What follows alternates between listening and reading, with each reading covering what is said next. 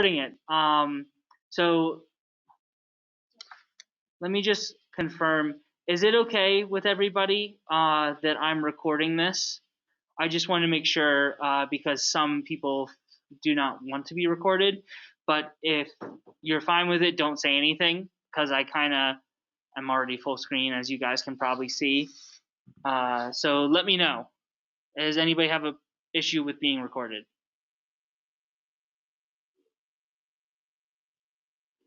And then there were crickets. Perfect. Well, I'm very happy to hear that. So I want to go and start this presentation today with all of you imagining yourself in your dream job, you know, like, and just thinking like that this is like the first step to achieving a goal. You know, most people just imagine that and they're like, wow, this is so great. But they don't really go further than that. But I want you to ask yourself some questions. What have you done to get there? How long did it take you to get there? And who have you talked to or who have you networked with to get there? We'll mainly be talking about the last of the three, but these are things that I always ask myself. Like, how did I get here? Where am I going next? Because the best idea is to always try and have a plan. Live life like you're playing chess. Try to think 3 moves in advance. So just thoughts to ponder about in the beginning of this presentation. Cool. So going over the agenda, we're going to be talking about some advantages to build a network, what to know before taking your first steps, some online resources, some offline resources, and then some long-term goals of this presentation. And I'll also be sending some of these informational materials out to you all, as well as the PowerPoint. Oh, cool. So first to start, you have your career capital. Basically, this idea is, sorry, we're having a commotion in the office. Basically, what you want to do with this stuff is, really engage with your community and tap into resources that you didn't think that you have. So, connecting and learning with from community members, peers, and leaders. Basically, just figuring out like your strengths and weaknesses, and like trying to improve upon them, because there's always a way for improvement with this like networking stuff. Because when you're talking to them, you may have like basically somebody that you went to college with, you haven't talked to in a while, but maybe jump back in and try and start a conversation with them, and they may have a job for you. It's like involving yourself in a hidden job market. When you're talking to your members, peers, and leaders, you'll get to know what you excel at, what your expertise is in. You'll gain influence in the community that you're a part of. And then you're also going to learn to cultivate sustainable relationships for job and community building. And we're going to go into more steps of this stuff and details in later in the presentation. So yeah. Cool. So open networks. They are multiple diverse groups and relationships, and they'll result in diverse and true perspectives around the world, access to new information, connection between different groups, and creative breakthroughs. Now, a common misconception and something that I've come to realize with myself personally is and I've had fears about this as well, it's like asking for help is sometimes seen as a negative thing, but in reality, it can make you become better, because you're not only learning something from like asking, and you're not messing up, but you're also making the person that you ask the question to feel better. It improves their ego, because it's like, oh, they came to me. They think that I'm knowledgeable in this. Okay, cool. It probably would get annoying if you're doing it every single day, but like every once in a while, I think is perfectly fine. Especially when you're just starting out. Never be afraid to ask questions. I ask questions all the time, and I've been here for 6 months now, which is crazy. Can't believe that. Cool. So conversation pieces. Although so in the presentation that we're working on, or that I that I made, there's going to be some parts where it's like in-person activities as well as like COVID stuff, like how to improve your network, because we're not really doing much of that. But when you're going out into a community and presenting yourself, you definitely want to, carry some business cards with yourself, or like have like the information like readily like available in your brain, to be able to say, oh, it seems like you're really interested in this thing. Here's my contact information, and I can give it to you, blah, blah, blah, blah. So you just really need to know yourself, know your field, and know your organization. Those are really big things, to be able to have a proficient and conversation with somebody, and to be able to hold a conversation. So, what are your values? What do you see yourself doing to help better the world? Um, what are some statistics of like the poverty rates in Albany County, as an example? Um, like how much is the median income here, and like talk about like how can somebody afford to eat healthy on that. Knowing your organization, figuring out what the organization's passion is for. What are they trying to do, whether it is in the private sector, in the public sector. Are they trying to serve the best meatball hoagie in the tri-state area, or are we trying to end food hunger, for feeding Laramie Valley, as an example? So everyday life. You'll never know when a connection can lead to a job. I like to think and draw upon this great example of, I had no idea that I was going into AmeriCorps. I didn't know what I was doing up to 2 months before I finished my degree in environmental sustainability. I was just having a conversation with a peer of mine, and they're like, have you ever thought about doing AmeriCorps? And I was like, what's AmeriCorps? And then it led down this whole entire path that eventually ended up in 2 years of service. So you never know when what somebody tells you is going to lead to your next career change. It's crazy. And that's why I try to be as positive and inform people as much as possible, because you never know what something that you just say offhandedly is going to lead to momentous changes in somebody's life. You want to be an advocate for yourself, and to be able to explain what you do. A good example is the AmeriCorps NCCC elevator speech. It's basically just preparing and practicing a 1-minute spiel, so that if you were in an elevator with somebody and they're like, hey, what do? You can be able to tell them exactly what you do, why you do it, where you see yourself going from here. Just so that like if somebody's like, dang, they really know what's happening. So that's really what I think about that. And that leads into the share, share, share. Tell people.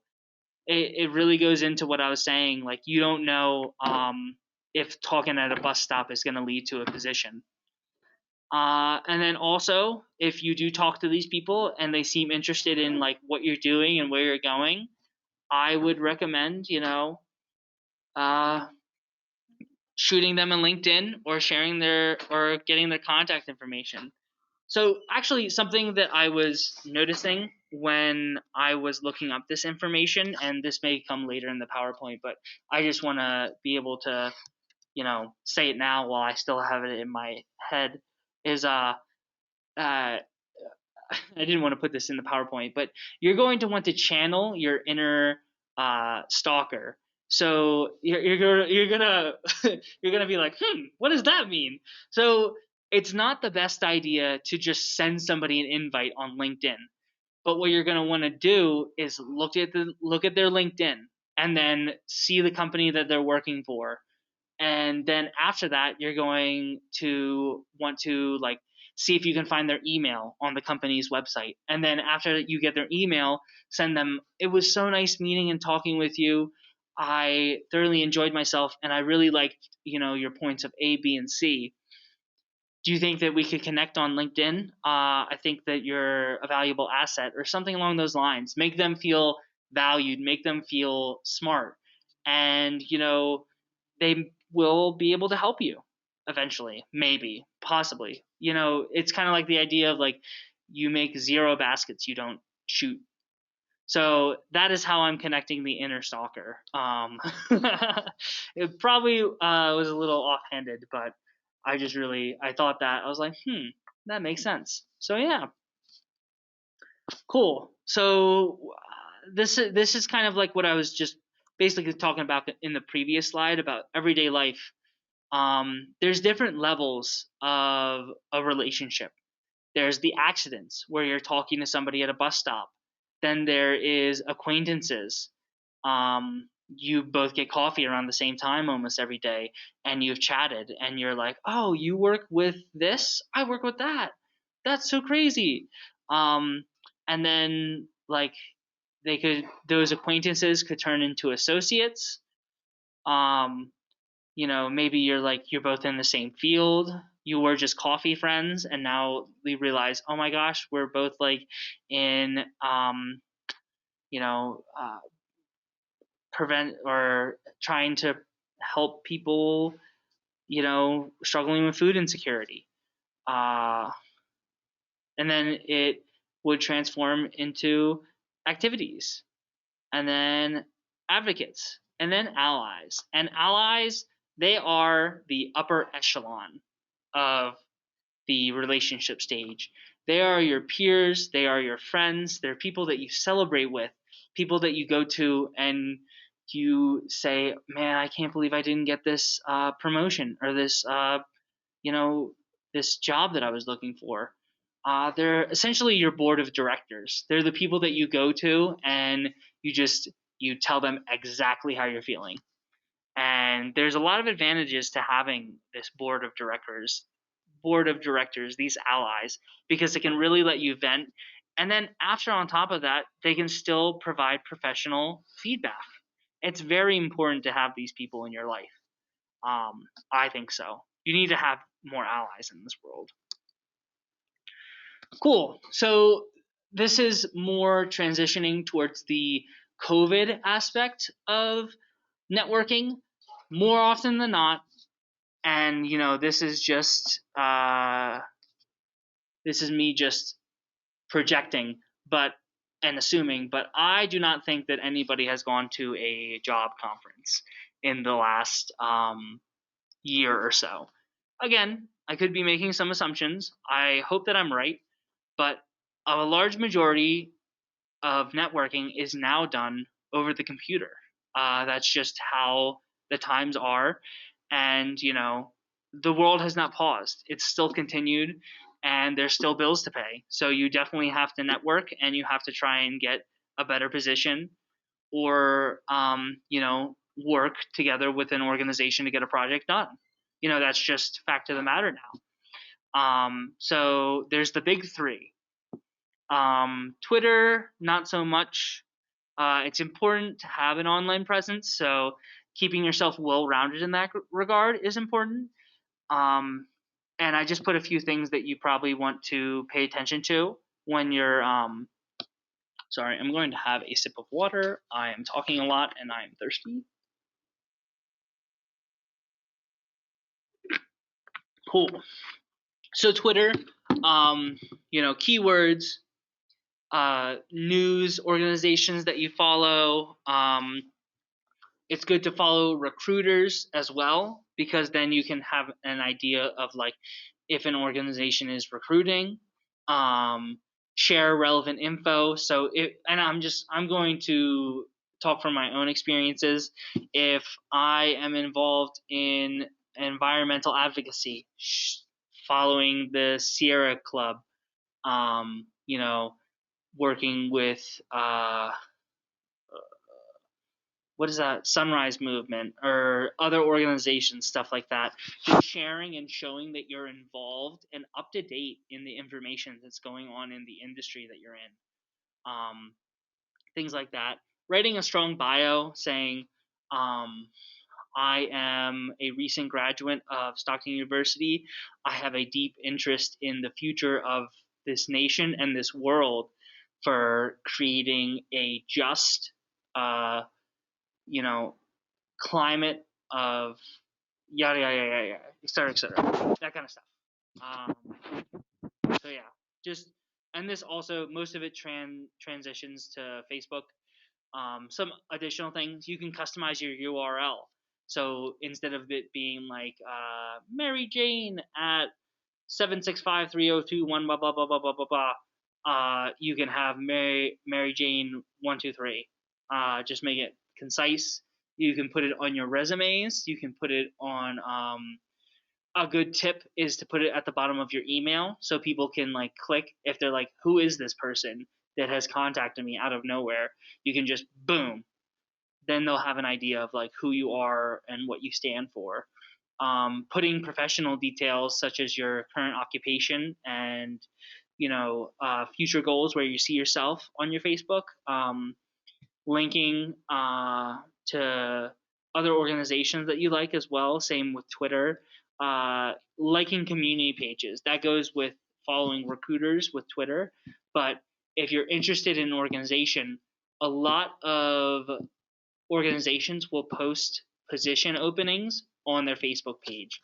I know that, as an example, most of the organizations here, all of them post flyers that we make to their social media. So that's just one great example. Status updates, putting professional pictures. You don't want you doing a keg stand on your Facebook. That was the college days. If you went to college, would not recommend that. The mistakes of your youth can follow you, so be aware of that. So yeah, and then LinkedIn. This is the big kahuna. This is the main networking tool. It is professional Facebook. Facebook is trying to turn themselves, they were at one point trying to turn themselves kind of into LinkedIn, but LinkedIn is dominating the space right now for professional positions. So here is just some stuff that I would recommend doing and utilizing on LinkedIn, because you really want to make yourself pop. You want to make yourself stand out. You want to look professional as well. You don't want to look crazy. So I didn't end up doing it because my LinkedIn is atrocious and I'm going to be updating it soon. But basically, here's some steps. I'm just gonna, you guys probably read it, but I'm just gonna say it. An appropriate picture, something that is your current age. It could be also something that you're doing. Like if you're a teacher, you're at the front of a class in front of a whiteboard or a blackboard or something like that, and you're like teaching. That's a great picture. It needs to be a clear photo and is related to your field, your profession. Fun fact, you can personalize the header. You do not just have to put it as like Dylan Bell, Vista Leader. You can tell a story of who you are and where you want to go. So I could put and Dylan Bell, Vista Leader, environmental activist, and advocacy. Like I could say a bunch of things. It does not have to be so concise and straight to the point. So yeah, you can also personalize your URL with this one as well, so that it can be easily put on your resume. So like that is also a good point. Like your email, your LinkedIn, maybe your Facebook, just letting people see that you're very well rounded. you can build connections. So if you are going to be submitting an invitation, through LinkedIn, and you don't want to channel your inner stalker, create a custom message. I'm sure that the very popular people, or people of great renown, that a lot of people want to connect with, they get probably dozens of these a day, if not a week. And it's nice to stand out instead of just being, "Hi, I'd like to connect with you with LinkedIn." Say, "It was a pleasure talking to you 2 weeks ago about X, Y, and Z. I really think that I would really like to connect with you on LinkedIn." Just making it sound more personable, sound nice, inviting. Um, oh, sorry, something fell over in the kitchen. I was just scared for a second.